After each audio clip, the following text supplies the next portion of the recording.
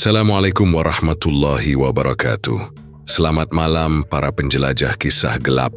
Selamat datang kembali di Jagat Mistis. Malam ini, kita akan menyimak sebuah kisah tentang warung ayam bakar sambal ijo di Cirebon, yang awalnya hampir bangkrut, tetapi tiba-tiba berubah menjadi sangat ramai dan mendatangkan kekayaan luar biasa bagi pemiliknya. Namun, di balik kesuksesan itu ternyata tersimpan sebuah rahasia gelap. Ketika kekayaan mulai dinikmati, tuntutan dari perjanjian yang pernah dibuat mulai datang. Dan yang paling mengerikan, orang-orang yang bekerja di warung tersebut justru perlahan menjadi korban. Sebelum kisah ini kita mulai, tuliskan di kolom komentar kalian sedang menyimak dari kota mana.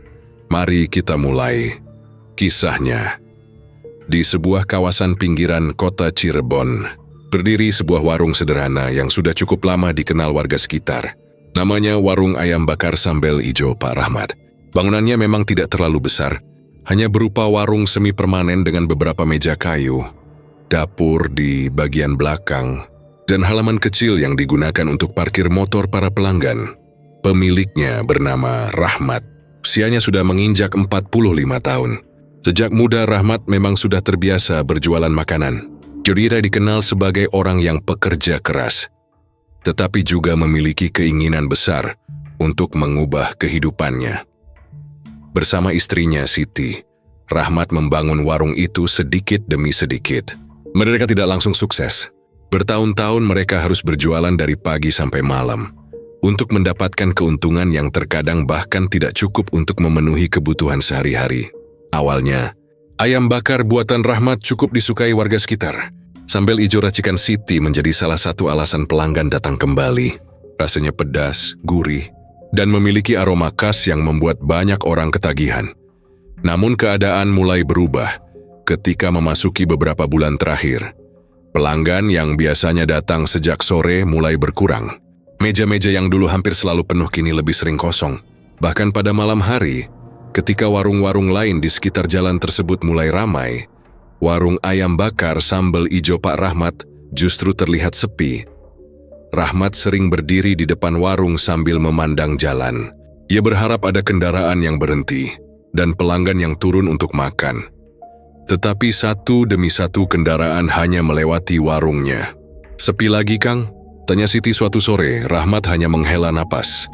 "Iya, dari tadi baru 3 orang di dapur, 2 karyawan mereka, Denny dan Ujang, juga mulai merasakan perubahan itu. Biasanya mereka harus sibuk menyiapkan ayam, membakar pesanan, membuat sambal dan membersihkan meja. Sekarang pekerjaan mereka jauh lebih ringan karena pelanggan yang datang semakin sedikit." Denny yang sudah bekerja hampir 3 tahun mulai merasa khawatir. Ia tahu keadaan warung sedang tidak baik. "Kalau terus begini, bagaimana, Pak?" tanyanya suatu malam. Rahmat tidak langsung menjawab. Dia numpah pengisi uang hasil penjualan hari itu. Setelah selesai, ia memasukkan beberapa lembar uang ke dalam laci kasir dengan wajah muram. Bapak juga belum tahu. Dan hari itu pendapatan mereka bahkan tidak sampai separuh dari biasanya. Masalah semakin berat karena Rahmat masih memiliki cicilan dan utang kepada pemasok ayam. Beberapa kali pemasok mulai menanyakan pembayaran yang terlambat. Rahmat selalu berjanji akan melunasinya setelah warung kembali ramai. Tetapi harapan itu semakin sulit terwujud. Malam demi malam berlalu dengan keadaan yang sama. Siti mulai mengurangi belanja kebutuhan dapur. Jumlah ayam yang dimasak pun dikurangi agar tidak banyak makanan tersisa. Beberapa kali mereka harus membuang ayam yang tidak terjual karena sudah tidak layak disimpan untuk hari berikutnya. Rahmat semakin tertekan. Di dalam pikirannya, ia terus bertanya mengapa keadaan berubah begitu cepat. Padahal rasa ayam bakarnya tidak berubah, harga juga masih terjangkau. Bahkan ia sudah beberapa kali mencoba memberikan potongan harga kepada pelanggan lama. Namun semua usaha itu tidak banyak membantu. Suatu malam, setelah warung ditutup, Rahmat duduk sendirian di salah satu meja. Lampu warung yang remang-remang membuat suasana terasa semakin sunyi. Dari dapur terdengar suara Siti sedang membereskan peralatan. Rahmat memandang kursi-kursi kosong di hadapannya. Dulu, tempat itu selalu dipenuhi pelanggan. Sekarang hanya tersisa beberapa piring kotor dan aroma asap pembakaran ayam yang perlahan menghilang. Kalau begini terus, Kita bisa bangkrut, gumamnya pelan. Siti yang mendengar perkataan itu langsung keluar dari dapur. Jangan berpikir begitu, Kang. Kita sudah melewati masa sulit sebelumnya, Rahmat menggeleng. Dulu masih ada pelanggan. Sekarang orang-orang seperti tidak mau datang lagi. Ia kemudian menceritakan bahwa utang kepada pemasok semakin menumpuk. Jika keadaan tidak berubah dalam beberapa minggu, dia mungkin terpaksa menjual kendaraan untuk menutup sebagian kewajiban. Siti terdiam. Ia tahu suaminya sedang berada dalam tekanan besar. Namun malam itu, tanpa diketahui Rahmat maupun keluarganya, seseorang sedang memperhatikan warung tersebut dari kejauhan. Seorang lelaki tua bernama Ki Dharma berdiri tidak jauh dari seberang jalan. Usianya sekitar 60 tahun. Pakaiannya sederhana dan wajahnya terlihat tenang. Ia tidak masuk ke dalam warung, hanya berdiri beberapa saat sambil memperhatikan Rahmat. Tidak lama kemudian, lelaki tua itu berbalik dan pergi. Rahmat sama sekali tidak menyadarinya. Ia masih duduk di depan warung, memikirkan bagaimana caranya menyelamatkan usaha yang selama bertahun-tahun ia bangun dengan susah. Payah, Rahmat belum tahu bahwa pertemuan dengan Ki Dharma akan segera mengubah kehidupannya. Ia juga belum tahu bahwa jalan keluar dari kesulitan yang akan ditawarkan kepadanya nantinya bukanlah jalan keluar biasa. Dan sejak malam itulah, sebuah keputusan besar mulai mendekati hidup Rahmat. Keputusan yang kelak membuat warung ayam bakarnya dipenuhi pelanggan. Kekayaannya berlipat ganda, tetapi juga membawa sebuah harga mengerikan yang harus dibayar. Sejak malam ketika Rahmat melihat seorang lelaki tua berdiri di seberang jalan, pikirannya menjadi tidak tenang. Ia memang tidak mengetahui siapa lelaki itu. Tetapi entah mengapa wajah tua tersebut terus terbayang-bayang.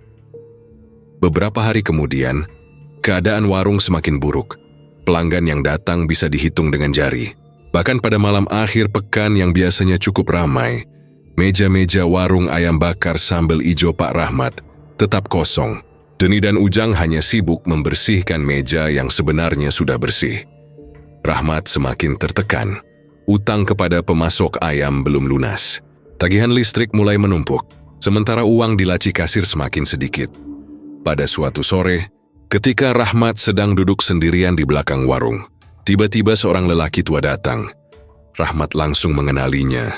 Lelaki itu adalah orang yang beberapa hari lalu berdiri di seberang jalan. "Bapak pemilik warung ini?" tanyanya. Rahmat mengangguk. "Iya." "Ada keperluan apa?" Lelaki itu memperkenalkan dirinya sebagai Ki Dharma. "Saya sering lewat sini. Saya lihat warung Bapak sudah lama berdiri." Rahmat tersenyum tipis. "Sudah lumayan lama, Ki, tapi sekarang sedang sepi." Ki Dharma hanya mengangguk. Tatapannya kemudian beralih ke bagian dapur. "Bukan karena masakan Bapak tidak enak." Rahmat terdiam. "Lalu karena apa?" Ki Dharma tidak langsung menjawab. Ia justru meminta Rahmat menemuinya malam hari di sebuah tempat yang letaknya cukup jauh dari pusat keramaian. "Ada sesuatu yang mungkin bisa membantu usaha Bapak." Kalimat itu membuat Rahmat penasaran. Namun, isu merseringu, bantuan seperti apa? Nanti Bapak akan tahu sendiri. Kalau memang ingin usaha Bapak kembali ramai. Setelah mengatakan itu, Ki Dharma pergi. Sepanjang sore, perkataan tersebut terus memenuhi pikiran Rahmat. Jurihi tawaran itu terdengar aneh, tetapi dalam kondisi seperti sekarang, dirinya mulai kehilangan pilihan. Malam harinya setelah warung ditutup, Rahmat tidak langsung pulang. Ia meminta izin kepada Siti dengan alasan hendak menemui seseorang yang mungkin bisa membantu masalah utang mereka. Siti sempat bertanya, "Siapa?" "Orang yang katanya punya jalan keluar." Siti terlihat tidak yakin. "Jangan sampai kamu melakukan sesuatu yang aneh, Kang." Rahmat hanya tersenyum. "Tenang saja, aku cuma mau mencari solusi." Dengan sepeda motornya, Rahmat kemudian pergi meninggalkan rumah. Ia mengikuti petunjuk yang diberikan Ki Dharma. Jalan yang dilaluinya semakin lama semakin sepi. Rumah-rumah penduduk mulai jarang terlihat. Lampu jalan pun semakin sedikit. Setelah hampir 1 jam perjalanan, Rahmat sampai di sebuah kawasan di pinggiran Cirebon. Tempat itu jauh dari keramaian. Di sekelilingnya terdapat pepohonan tua dan tanah kosong yang ditumbuhi semak. Ki Dharma sudah menunggu di sana. Bapak datang juga. Rahmat memarkir sepeda motornya. Iya Ki, sebenarnya saya masih bingung. Sefarasi yang bisa dilakukan Rian di tempat seperti ini. Ki Dharma berjalan perlahan menuju sebuah bangunan kecil yang berada agak jauh dari jalan. Kalau Bapak benar-benar ingin usaha kembali ramai, Bapak harus berani. Rahmat mengikuti dari belakang. Di dalam bangunan itu hanya terdapat sebuah ruangan sederhana. Tidak ada kemewahan apapun. Udara terasa lembab dan dingin. Rahmat mulai merasa tidak nyaman. Ki Dharma kemudian menjelaskan bahwa ada sebuah cara yang menurutnya dapat membuat usaha Rahmat kembali. Didatangi banyak orang, namun cara tersebut memiliki aturan dan pantangan. Rahmat diminta merahasiakan semuanya dari siapapun, termasuk Siti, Deni, dan Ujang. Jangan ceritakan kepada istri atau karyawan Bapak, kata Ki Dharma.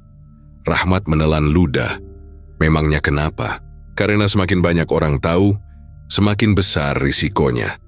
Rahmat terdiam cukup lama. Ia mulai menyadari bahwa jalan yang ditawarkan Ki Dharma bukanlah sesuatu yang biasa. Tetapi ketika membayangkan warungnya yang sepi, utang yang semakin banyak, serta kemungkinan kehilangan seluruh usaha yang telah dibangunnya selama bertahun-tahun, keraguannya perlahan kalah oleh keinginan untuk kembali sukses. Apa saya bisa benar-benar berhasil?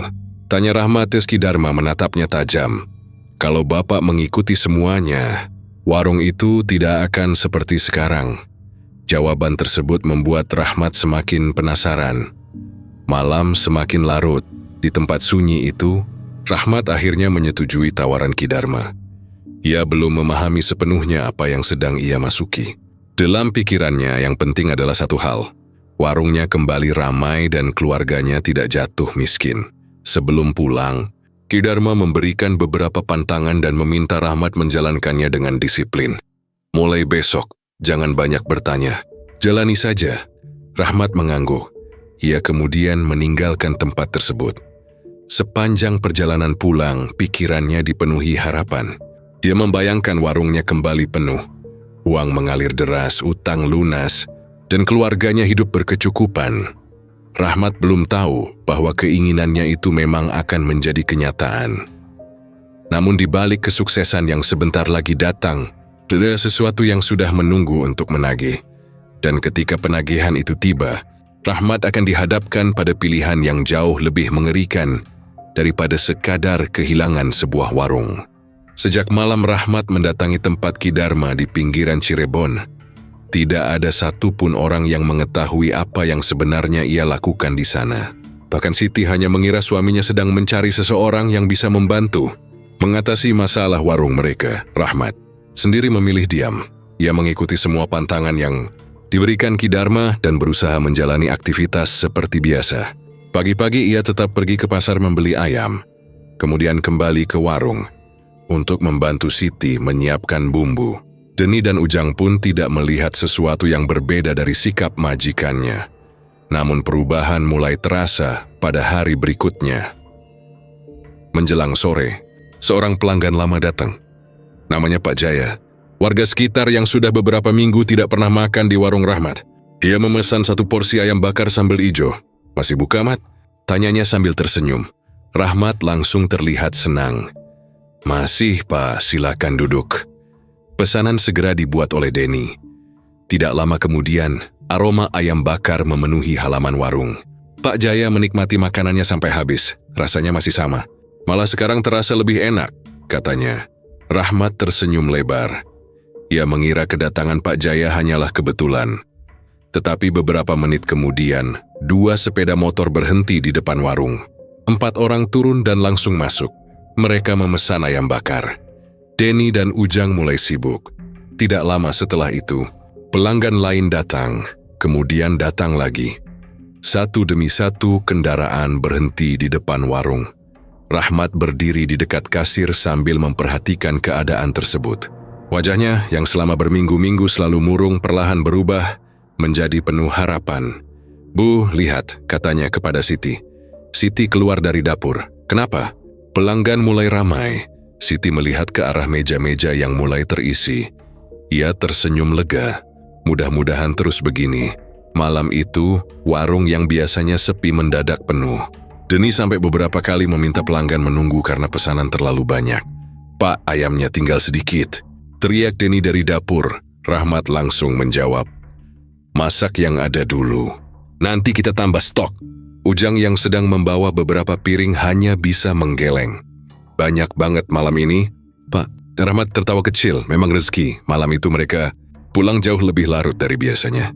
Namun, kejadian tersebut bukan hanya berlangsung satu malam. Keesokan, harinya pelanggan kembali datang. Hari berikutnya semakin banyak. Dalam waktu kurang dari 2 minggu, warung ayam bakar sambal ijo Pak Rahmat berubah total.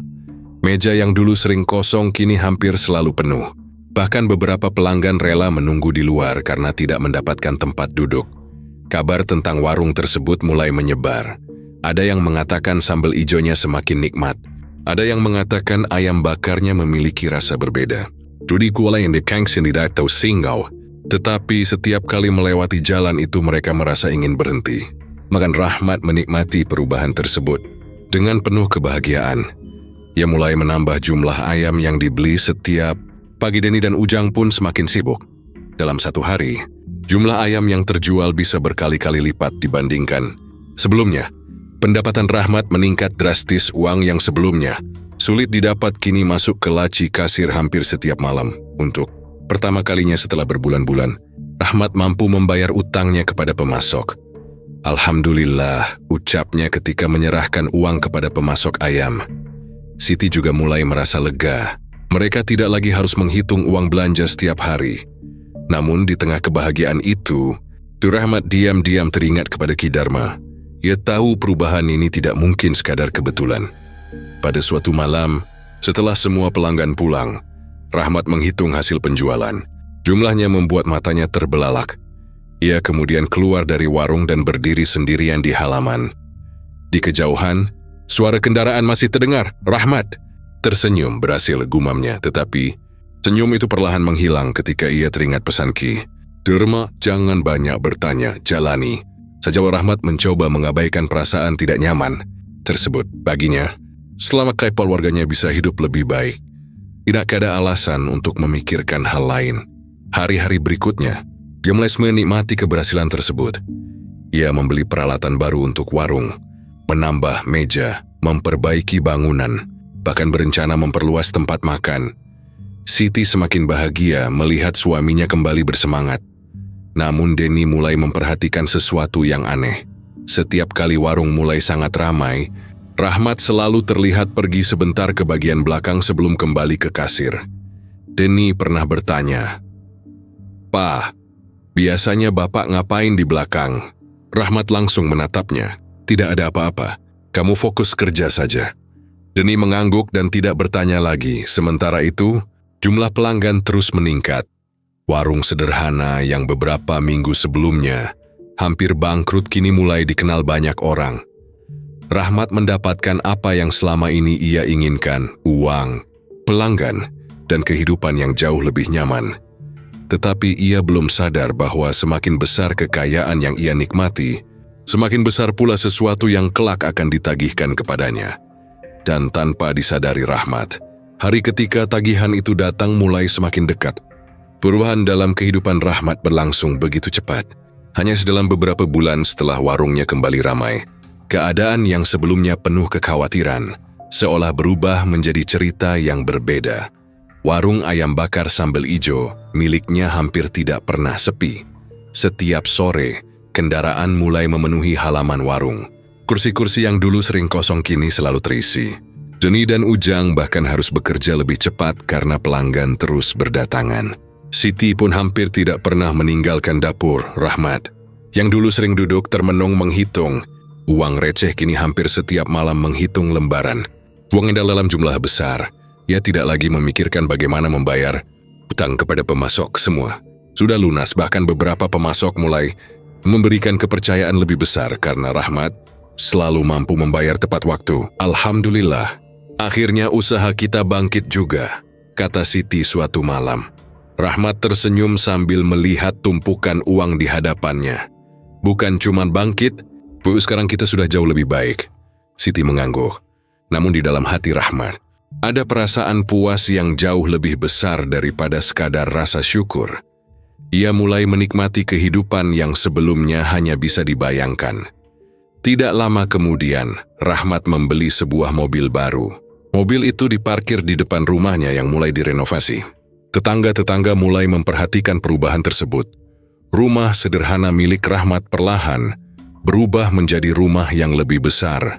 Teras diperluas, pagar diganti, dan bagian depan rumah dibuat lebih mewah.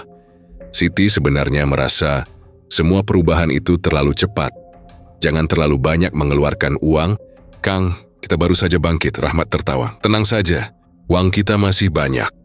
Perkataan itu menunjukkan bagaimana Rahmat mulai berubah.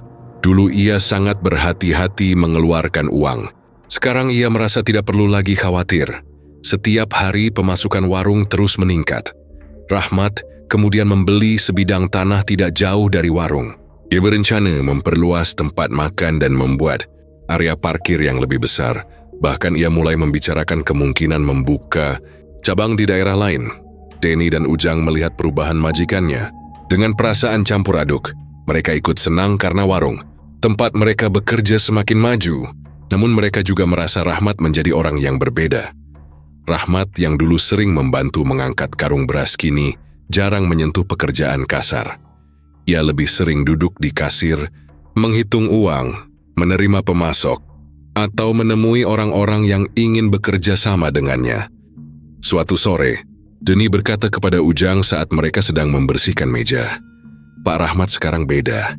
Ya, Ujang tersenyum tipis. Namanya juga sudah sukses, bukan itu? Dulu dia sering ikut bakar ayam. Sekarang jangankan bakar ayam, masuk dapur saja jarang. Ujang terdiam. Ya, sebenarnya juga merasakan hal yang sama. Rahmat semakin sibuk menikmati hasil usahanya. Ia mulai sering makan di restoran mahal bersama Siti. Sesekali, mereka pergi keluar kota untuk membeli barang-barang yang sebelumnya tidak pernah mereka miliki. Siti merasa senang, tetapi tetap menyimpan sedikit kekhawatiran. Ia pernah bertanya dari mana perubahan besar itu sebenarnya berasal. "Mas, sebenarnya waktu itu kamu ketemu siapa?" Rahmat yang sedang memeriksa telepon genggamnya langsung diam. "Maksud kamu? Waktu warung kita sedang sepi.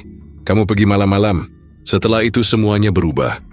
Rahmat menatap istrinya beberapa detik. "Sudahlah, jangan dipikirkan. Kenapa tidak boleh?" Karena tidak ada yang perlu dibahas. Nada suara Rahmat terdengar lebih keras dari biasanya. Siti akhirnya memilih diam. Ia tidak tahu bahwa suaminya memang menyimpan sebuah rahasia besar. Rahmat masih mengingat Ki Dharma. Ia masih mengingat malam ketika lelaki tua itu membawanya ke tempat sunyi di pinggiran Cirebon. Tetapi selama kekayaan terus mengalir, Rahmat berusaha mengubur semua ingatan tersebut. Baginya, selama tidak ada masalah, ia tidak ingin memikirkan bagaimana semua keberuntungan itu datang. Ia mulai merasa bahwa dirinya sudah berhasil mengalahkan kemiskinan. Ia bahkan mulai dikenal sebagai salah satu pemilik warung ayam bakar yang cukup sukses di daerahnya. Orang-orang yang dulu tidak mempedulikannya kini mulai menyapa. Beberapa orang datang menawarkan kerja. Sama, ada pula yang memuji keberhasilannya. Rahmat menikmati semua itu. Ia membeli pakaian baru, memperbaiki rumah, mengganti kendaraan, dan membawa keluarganya menikmati kehidupan yang lebih nyaman. Namun semakin tinggi kehidupannya berubah, semakin besar pula kesombongan yang tumbuh dalam dirinya. Suatu malam setelah warung tutup, Rahmat duduk sendirian di kasir. Ia membuka laci dan melihat uang hasil penjualan hari itu. Jumlahnya kembali sangat besar. Rahmat tersenyum puas. "Kalau begini terus, sebentar lagi aku bisa punya cabang di mana-mana." Ia tidak sadar bahwa pada saat yang sama, di bagian belakang warung, terdengar suara benda jatuh. Denny yang sedang membersihkan dapur langsung menoleh. "Ujang?" Tidak ada jawaban. Denny berjalan menuju gudang. Kecil di belakang, pintunya terbuka sedikit. Ia mendorongnya perlahan. Tidak ada siapa-siapa, hanya udara dingin yang tiba-tiba menyentuh wajahnya. Denny merinding. Ia segera kembali ke depan. "Pak, tadi ada suara dari belakang." Rahmat hanya menjawab singkat, "Paling barang jatuh." Denny mengangguk. "Malam tuh mereka pulang seperti biasa." Rahmat membawa pulang sebagian uang hasil penjualan dengan perasaan puas. Ya, tidak tahu bahwa suara dari gudang malam itu bukan sekadar barang yang jatuh. Itu adalah tanda pertama bahwa sesuatu mulai bergerak di balik keberhasilan yang selama ini ia nikmati. Rahmat telah mendapatkan kekayaan yang diinginkannya. Namun, kekayaan itu ternyata tidak datang sendirian. Dan perlahan, harga dari semua yang telah ia nikmati mulai mendekat. Setelah kehidupan Rahmat berubah drastis, warung ayam bakar sambal ijo miliknya semakin dikenal masyarakat. Hampir setiap sore hingga malam pelanggan terus berdatangan. Rahmat pun semakin yakin bahwa keputusan yang diambilnya bersama Ki Dharma telah membawa keberuntungan besar. Namun, di balik ramainya warung tersebut, mulai muncul kejadian-kejadian aneh yang perlahan mengganggu ketenangan para pekerja. Awalnya, Denny menganggap semua itu hanya kebetulan. Suatu malam, ketika pelanggan sudah mulai berkurang, Denny sedang membereskan dapur. Ujang sudah berada di depan, membersihkan meja dan mengangkat piring-piring kotor. Denny sedang mengambil beberapa bumbu ketika tiba-tiba terdengar suara langkah kaki dari arah gudang. Belakang langkah itu terdengar perlahan tok, tok, tok. Denny berhenti bekerja. Ia menoleh. Ujang? Tidak ada jawaban. Ia mengira Ujang sedang bercanda. Namun beberapa detik kemudian suara langkah itu terdengar lagi. Toh, toh, toh. Kali ini lebih dekat. Denny berjalan menuju pintu gudang. Siapa di dalam? Tidak ada jawaban. Ia membuka pintu perlahan. Gudang itu kosong. Hanya terdapat beberapa kardus, karung beras, dan peralatan dapur yang sudah jarang digunakan. Denny menghela napas. Mungkin tikus, gumamnya, ia kembali bekerja. Namun sejak malam itu, kejadian aneh mulai berulang. Peralatan dapur beberapa kali berpindah tempat tanpa diketahui siapa yang memindahkannya. Pisau yang sudah diletakkan di rak tiba-tiba ditemukan di dekat tungku. Piring yang sudah disusun rapi terkadang jatuh sendiri. Ketika tidak ada orang di dekatnya, Ujang bahkan pernah mendengar suara seseorang memanggil namanya dari dapur. Jang, ia menoleh cepat, tidak ada. Siapa? Suara itu kembali terdengar. Jang, Ujang langsung keluar dari dapur. Ketika bertemu Denny, wajahnya terlihat pucat. Den, kamu tadi panggil saya? Denny menggeleng. Tidak, Ujang tidak berkata apa-apa lagi. Keduanya mulai merasa tidak nyaman. Namun karena warung sedang sangat ramai, mereka memilih menyimpan ketakutan itu sendiri. Mereka ingin kasih sangan. Pekerjaan hanya karena cerita yang mungkin dianggap tidak masuk akal. Rahmat sebenarnya mulai mengetahui adanya kejadian-kejadian tersebut. Beberapa kali ia melihat karyawannya terlihat ketakutan. Tetapi setiap kali ditanya, Denny dan Ujang selalu mengatakan tidak terjadi apa-apa. Rahmat justru merasa lega. Ia tidak ingin ada pembicaraan tentang hal-hal aneh di warungnya. Ia takut jika para pelanggan mengetahui kejadian tersebut, bisnisnya akan kembali sepi. Suatu malam, kejadian yang lebih aneh terjadi. Saat warung sedang ramai, seorang pelanggan tiba-tiba meletakkan sendoknya dan memanggil Rahmat. Pak, sambelnya kok ada bau aneh? Rahmat mengambil mangkuk sambal ijo tersebut. Ia mencium aromanya. Tidak ada yang aneh. Biasa saja. Pak, pelanggan itu menggeleng. Tadi seperti ada bau tanah. Rahmat langsung terdiam. Ia mengambil mangkuk lain, baunya normal. Maaf, mungkin penciuman Bapak sedang kurang. Enak, pelanggan tersebut akhirnya kembali makan. Namun, perkataan tentang bau tanah itu terus teringat oleh Rahmat, sebab ia pernah mendengar Ki Dharma mengatakan, sesuatu yang membuatnya tidak nyaman, jangan pernah menganggap semua perubahan sebagai kebetulan malam. Semakin larut, setelah pelanggan terakhir pulang, Rahmat meminta Denny dan Ujang membersihkan dapur. Ia sendiri duduk di kasir sambil menghitung uang. Tiba-tiba lampu bagian belakang berkedip. Sekali dua kali. Kemudian padam. Denny berteriak dari dapur. "Pak!" Rahmat langsung berdiri. "Ada apa?" Lampunya mati. Rahmat mengambil senter dan berjalan ke belakang. Ketika sampai di dapur, ia melihat Denny berdiri di dekat gudang. "Kenapa?" Denny menunjuk ke lantai.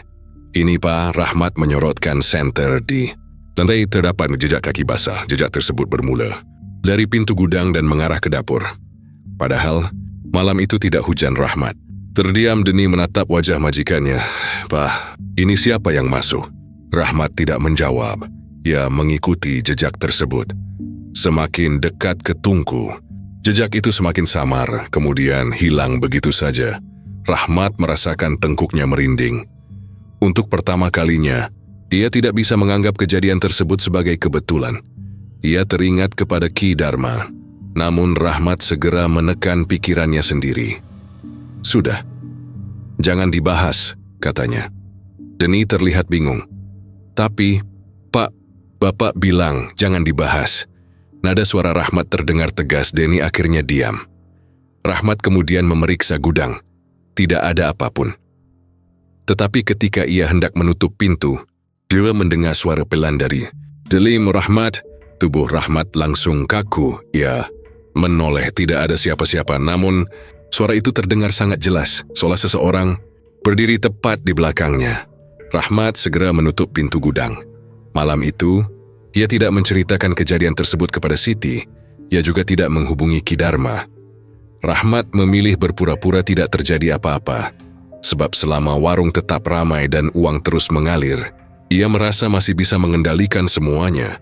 Padahal kenyataannya justru sebaliknya. Kejadian-kejadian tersebut bukan sekadar gangguan. Sesuatu mulai menagih perhatian Rahmat. Dan tanpa disadarinya, tanda-tanda penagihan itu mulai muncul satu demi satu di dalam warung yang selama ini menjadi sumber kekayaannya. Sejak kejadian di gudang malam itu, Rahmat mulai kehilangan ketenangannya. Dia masih berusaha menjalankan warung seperti biasa. Tetapi suara yang memanggil namanya dari dalam gudang terus terngiang di kepalanya. Yang paling membuatnya gelisah bukanlah suara tersebut, melainkan kenyataan bahwa ia tahu dari mana semua perubahan itu bermula. Ki Dharma Rahmat teringat malam ketika lelaki tua itu membawanya ke sebuah tempat sunyi di pinggiran Cirebon. Saat itu Rahmat hanya memikirkan satu hal, yaitu bagaimana membuat warungnya kembali ramai. X tidak terlalu memikirkan akibat dari keputusan yang diambilnya. Sekarang, setelah uang mengalir begitu deras dan kekayaan mulai memenuhi kehidupannya, sesuatu yang selama ini ia abaikan mulai menunjukkan tanda-tandanya. Beberapa hari kemudian, Rahmat menerima telepon dari nomor yang tidak dikenal. Ia mengangkatnya. "Siapa?" Tidak ada jawaban selama beberapa detik. Kemudian terdengar suara tua yang sangat dikenalnya. "Sudah waktunya kita bertemu." Rahmat langsung terdiam. "Ki Dharma, datanglah malam ini." "Untuk apa?" "Bapak sudah tahu." Sambungan telepon terputus. Rahmat memandang layar ponselnya dengan wajah pucat. Sepanjang hari ia berusaha melupakan telepon tersebut. Namun ketika malam tiba, rasa takut membuatnya tidak bisa berpikir jernih. Setelah warung tutup, ia pergi sendirian. Tempat yang didatanginya sama seperti sebelumnya. Sepi, gelap, dan jauh dari keramaian. Ki Dharma sudah menunggunya. Rahmat turun dari sepeda motor. "Ki, sebenarnya apa yang terjadi?"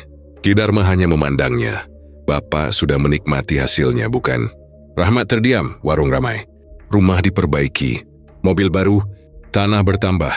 Utang lunas. Rahmat menelan ludah. "Itu semua karena usaha saya juga." Ki Dharma tersenyum tipis. "Memang. Tapi Bapak lupa satu hal." "Apa?"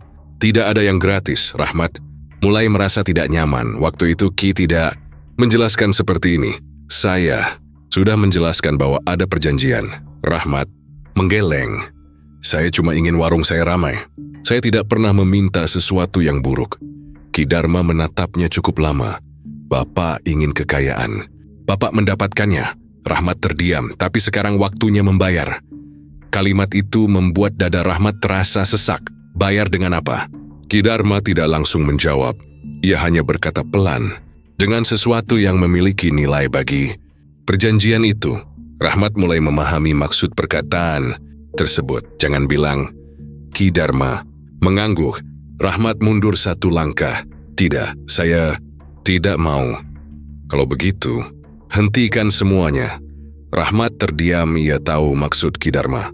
Jika perjanjian dihentikan, Tudiko warung yang selama ini menjadi sumber kekayaannya bisa kembali seperti sebelumnya, bahkan mungkin lebih buruk.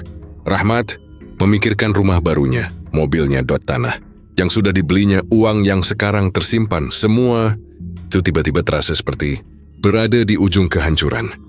"Tidak ada cara lain?" tanyanya. Ki Dharma menjawab. "Dingin, setiap janji memiliki konsekuensi." Rahmat mulai memohon agar diberikan waktu. Ia mengatakan bahwa dirinya belum siap. Namun Ki Dharma tidak menunjukkan belas kasihan. "Bapak Sudah mendapatkan apa yang Bapak inginkan. Sekarang jangan berpura-pura tidak tahu. Rahmat menundukkan kepala. Dalam perjalanan pulang, pikirannya kacau. Ia sadar bahwa selama ini dirinya menikmati kekayaan tanpa pernah benar-benar memikirkan asalnya. Namun ketika harus membayar, dia mulai ketakutan. Sesampainya di rumah, Siti menyadari perubahan wajah suaminya. "Kang, kamu kenapa?" Rahmat langsung menjawab, "Tidak apa-apa. Kelihatannya kamu sedang banyak pikiran." Rahmat hanya tersenyum. TPCC di tanda point menceritakan semuanya. Malam, itu Rahmat tidak bisa tidur. Ia terus memikirkan perkataan Ki Dharma. Sementara di luar rumah, suara kendaraan sesekali terdengar melewati jalan. Rahmat kemudian bangkit dan duduk di ruang tengah. Ia memandang foto keluarganya. Untuk beberapa saat, rasa takut muncul. Bagaimana jika yang diminta adalah salah satu anggota keluarganya? Rahmat langsung menolak pikiran itu. Tidak mungkin. Namun semakin lama ia memikirkannya, semakin ia sadar bahwa dirinya sudah masuk terlalu jauh. Keesokan harinya, Rahmat tetap membuka warung. Anehnya, warung justru semakin ramai. Pelanggan datang tanpa henti. Uang kembali mengalir. Seharusnya Rahmat merasa bahagia. Tetapi kali ini, setiap kali melihat pelanggan masuk, ia justru merasa takut. Sebab ia mulai memahami bahwa semakin ramai warungnya, semakin besar pula harga yang mungkin harus dibayarnya. Denny dan Ujang tidak mengetahui apa yang sebenarnya terjadi. Mereka hanya melihat Rahmat menjadi lebih pendiam. Suatu sore, Denny bertanya, "Pak, Bapak sedang ada masalah?" Rahmat menatapnya, "Tidak.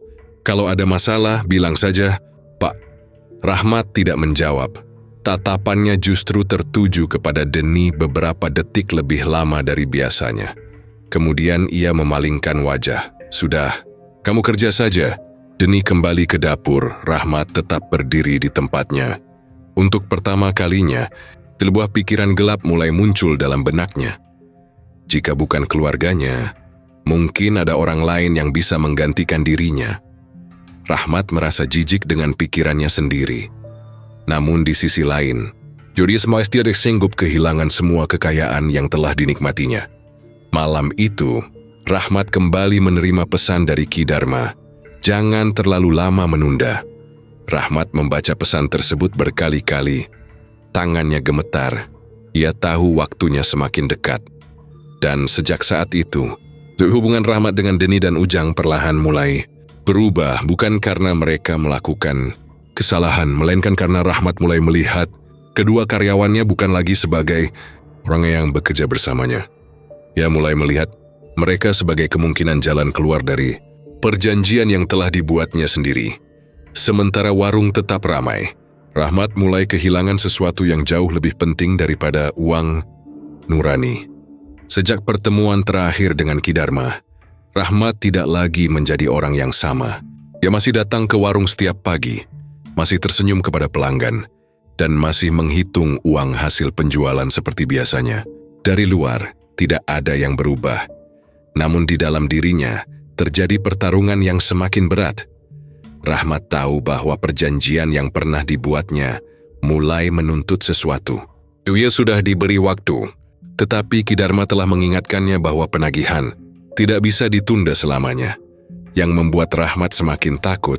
Inilah satu hal, ia tidak tahu siapa yang akan menjadi korban. Awalnya Rahmat masih berusaha mencari jalan keluar. Pirmaswe menghubungi Ki Dharma beberapa kali untuk meminta agar perjanjian itu dihentikan. Tetapi lelaki tua tersebut hanya memberikan jawaban singkat, "Bapak sendiri yang memilih mempertahankannya." Rahmat tidak bisa membantah. Ia memang pernah diberi pilihan untuk berhenti. Tetapi ketika membayangkan harus kehilangan rumah, mobil, tanah, dan warung yang sekarang menghasilkan banyak uang, keberaniannya langsung menghilang. Akhirnya tanpa disadari oleh dirinya sendiri, pandangan Rahmat mulai tertuju kepada dua orang yang setiap hari berada paling dekat dengannya. Denny dan Ujang, keduanya sudah lama bekerja di warung tersebut. Denny adalah karyawan yang paling lama bekerja. Sudah dianggap seperti keluarga sendiri oleh Siti, sementara Ujang masih lebih muda dan baru beberapa tahun membantu di dapur. Keduanya tidak pernah menyangka bahwa kehidupan mereka mulai berubah karena sebuah rahasia yang disembunyikan oleh majikannya. Perubahan pertama terjadi pada Denny. Suatu malam ketika warung hampir tutup, Denny sedang membersihkan bagian belakang dapur. Dia mendengar suara seseorang memanggil namanya. Denny, ia berhenti. Siapa? Tidak ada jawaban. Denny kembali membersihkan lantai. Beberapa saat kemudian suara itu terdengar. Yuk Denny, sini. Kali ini suara tersebut berasal dari arah gudang. Denny merasa merinding. Ia menoleh ke arah pintu. Gudang yang sedikit terbuka. Karena mengira mungkin Ujang berada di dalam, Denny berjalan mendekat. Jang, tidak ada jawaban. Ia membuka pintu gudang kosong. Namun ketika hendak keluar, Denny tiba-tiba melihat sesuatu di lantai. Sebuah benda kecil tergeletak di dekat dinding. Denny tidak tahu benda apa itu. Ia memilih meninggalkannya. Keesokan harinya, Denny menceritakan kejadian tersebut kepada Ujang. Semalam kamu masuk gudang. Ujang menggeleng. Enggak, saya sudah di depan. Denny terdiam. Berarti siapa yang manggil saya? Ujang tidak bisa menjawab. Keduanya akhirnya memilih diam. Tetapi sejak saat itu Denny mulai mengalami berbagai kejadian aneh. Ia sering merasa seperti ada seseorang berdiri di belakangnya ketika sedang memasak.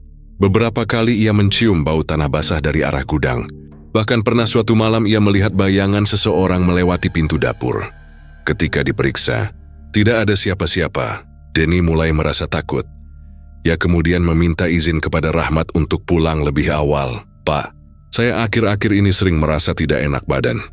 Rahmat menatapnya. Besok masih bisa kerja? Denny mengangguk. Insya Allah bisa.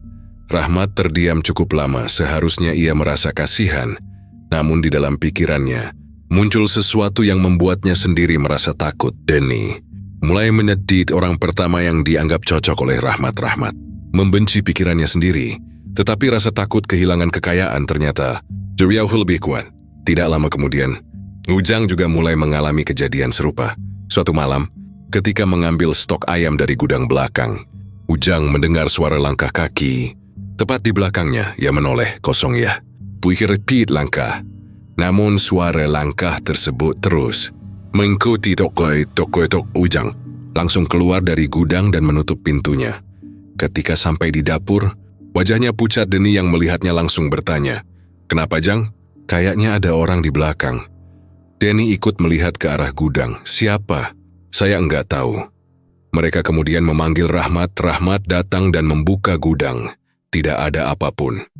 Sudah, mungkin kalian kecapekan, katanya. Ujang mengangguk. Meskipun wajahnya masih terlihat ketakutan, Rahmat kembali ke depan.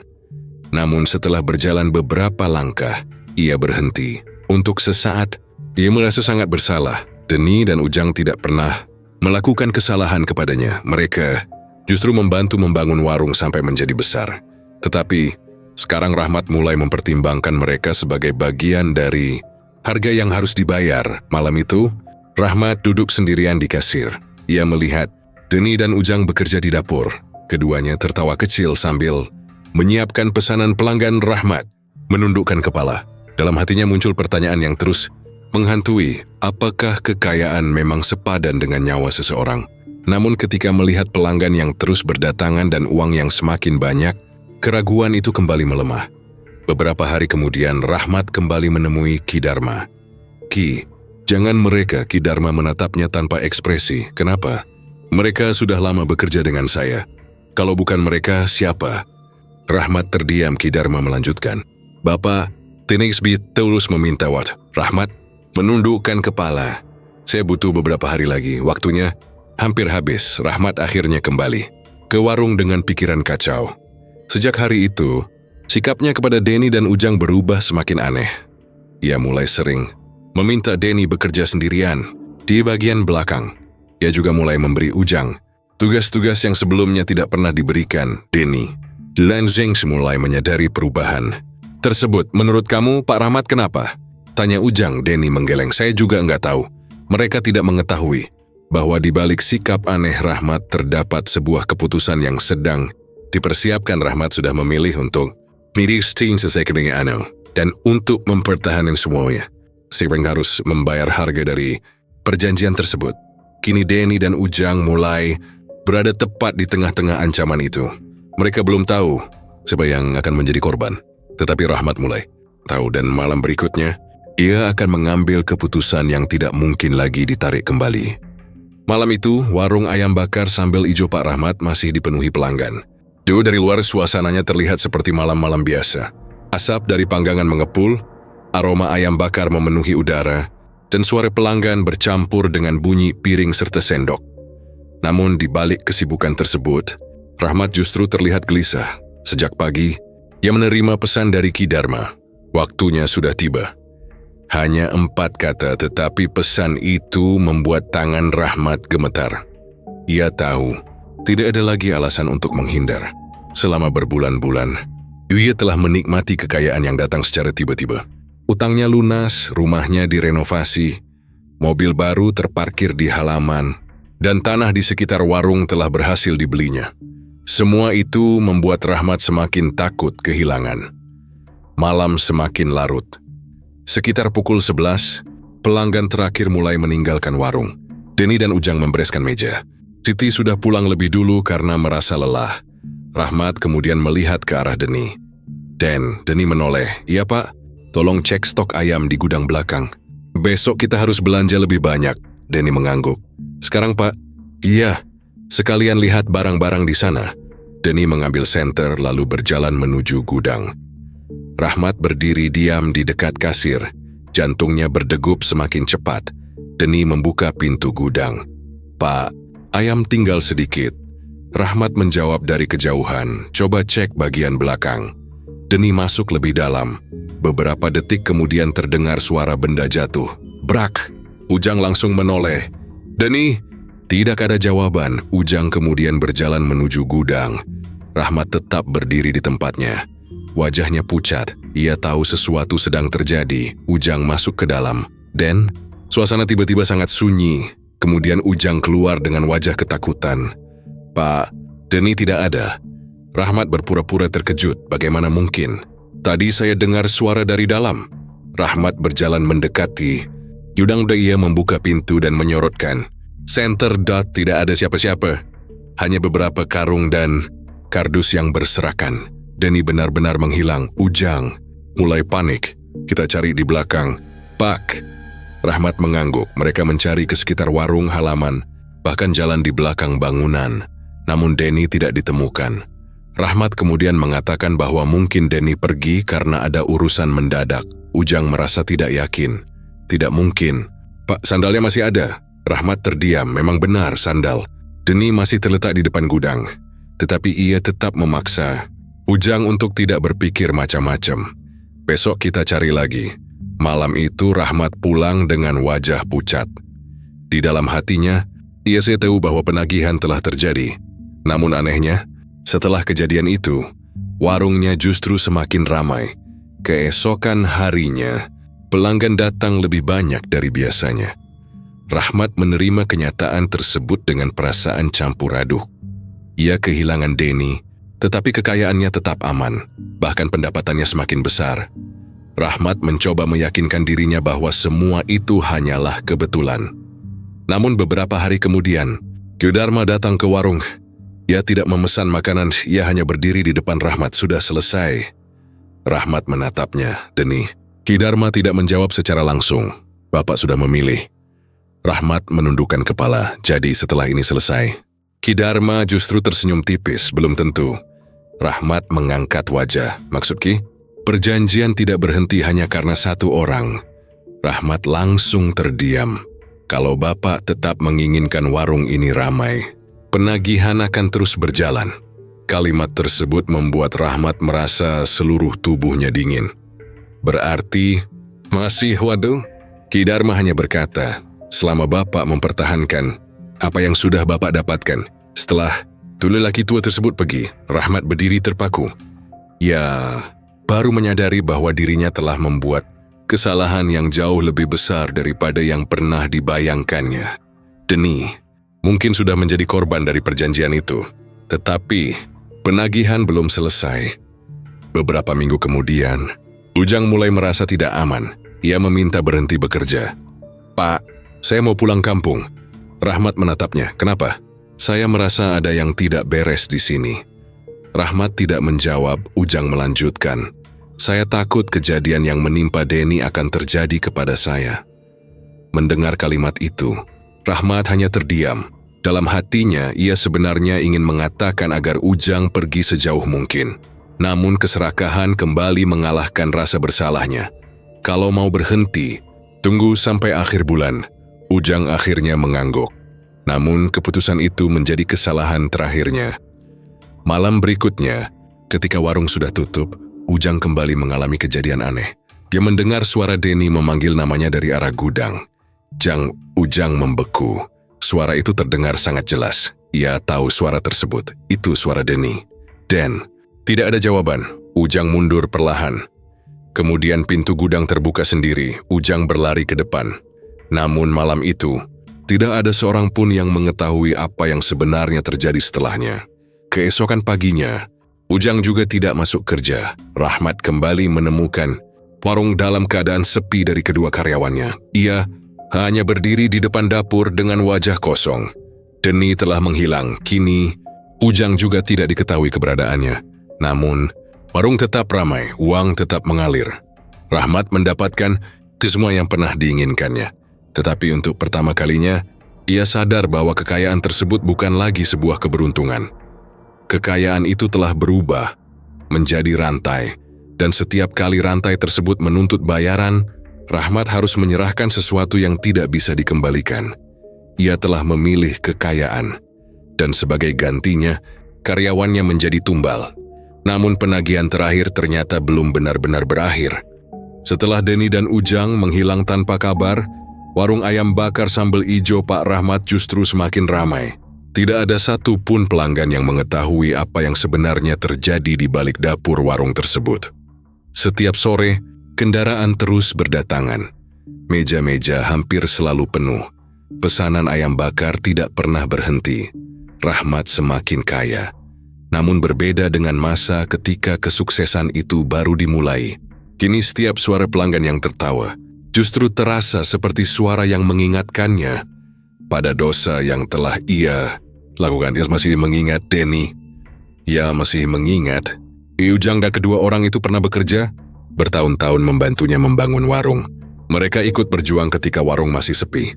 Mereka tetap datang bekerja ketika Rahmat kesulitan membayar upah tepat waktu. Tetapi ketika kekayaan datang, Rahmat justru memilih mempertahankannya dengan mengorbankan mereka. Beberapa bulan berlalu, Rahmat kemudian merekrut 2 karyawan baru. Namanya Arif dan Rian. Keduanya masih muda dan belum mengetahui apapun tentang kejadian. Sebelumnya Rahmat mengatakan kepada mereka bahwa pekerjaan di warung cukup sederhana. Yang penting rajin dan jangan banyak bertanya, katanya. Arif mengangguk. "Siap, Pak." Rian juga mengangguk. Mereka mulai bekerja seperti Denny dan Ujang sebelumnya.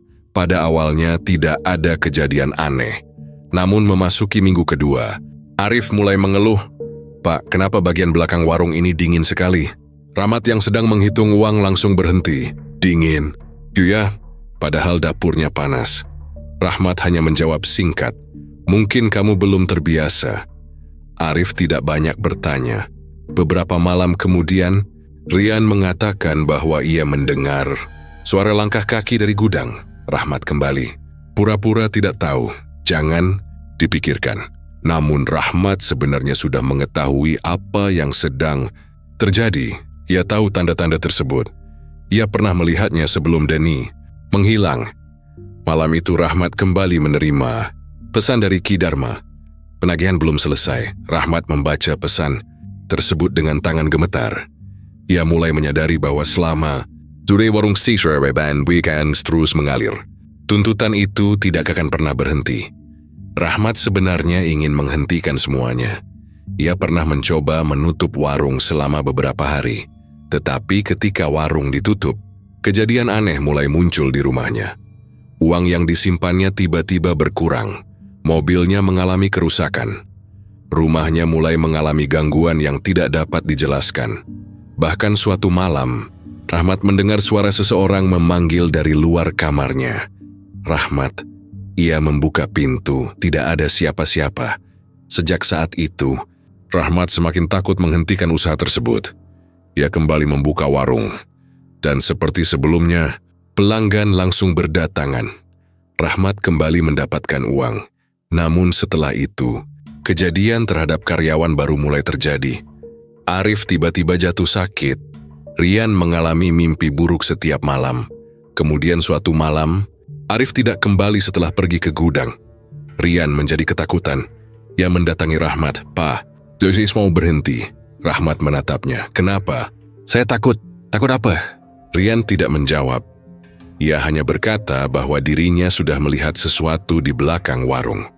Rahmat tahu bahwa waktunya kembali mendekat. Beberapa hari kemudian, Rian juga pergi dan tidak pernah kembali. Rahmat kembali kehilangan seorang karyawan, tetapi warung tetap ramai pelanggan. Tetap datang, bahkan jumlahnya semakin banyak tahun demi tahun.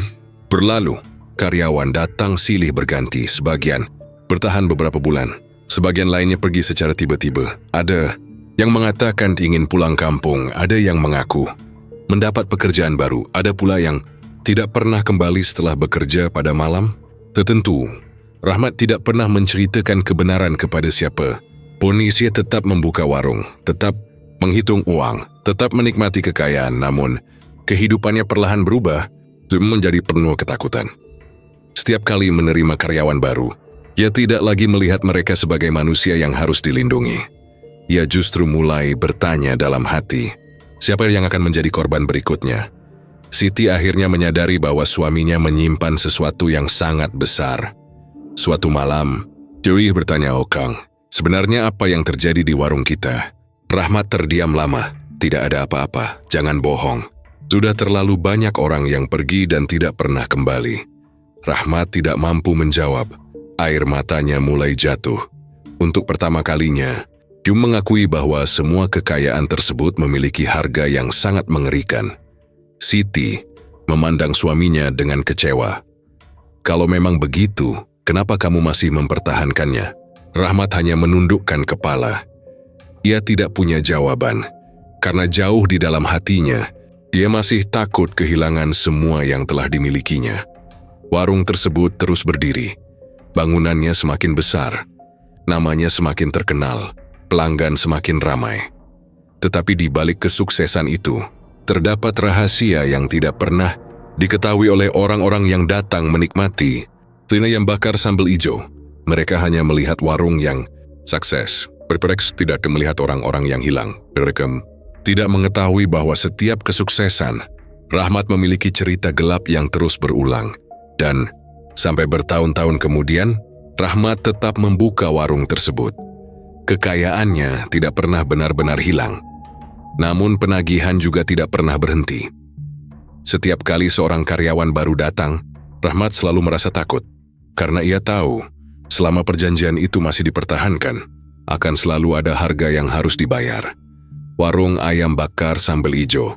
Pak Rahmat tetap ramai hingga malam. Lampunya tetap menyala, asap panggangan tetap mengepul. Pelanggan tetap datang silih berganti. Tetapi di balik ramainya warung itu, tersimpan sebuah kisah kelam tentang keserakahan seorang manusia yang memilih kekayaan daripada keselamatan orang-orang yang bekerja. Untuknya Rahmat mendapatkan semua yang diinginkannya. Rumah mewah, mobil mahal, tanah luas, usaha yang berkembang. Namun Siza kehilangan keterangan sepanjang hidupnya. Dan yang paling tragis, Deni dan Ujang bukanlah korban terakhir. Selama Rahmat masih mempertahankan kekayaannya, karyawan baru akan terus berdatangan.